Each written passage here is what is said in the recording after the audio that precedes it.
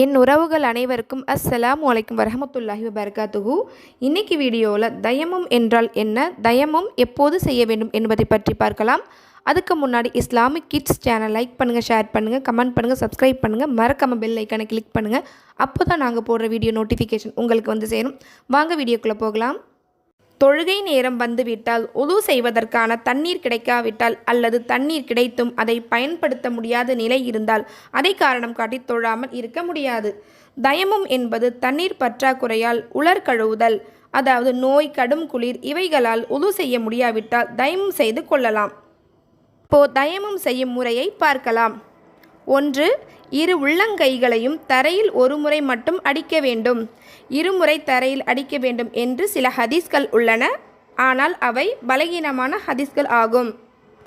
2. இரு கைகளை தட்டிவிட வேண்டும் அல்லது ஊதிவிட வேண்டும். 3. இரு கைகளால் முகத்தை ஒரு முறை தடவ வேண்டும். 4. வலக்கரத்தால் இடது மணிக்கட்டு வரை தடவ வேண்டும். பின்பு இடக்கரத்தால் வலது மணிக்கட்டு வரை தடவ வேண்டும்.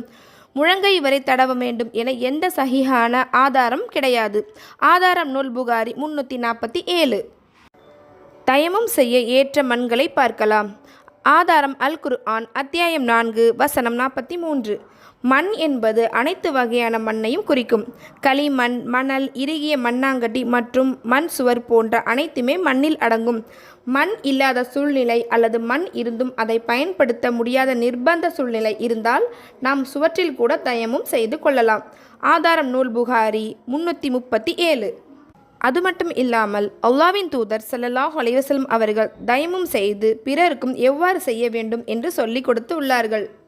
தயமம் செய்வதற்கென்று அல்லாஹ்வின் தூதர் ஸல்லல்லாஹு அலைஹி வஸல்லம் அவர்கள் எந்த துஆவையும் கற்றுக் கொடுக்கவில்லை.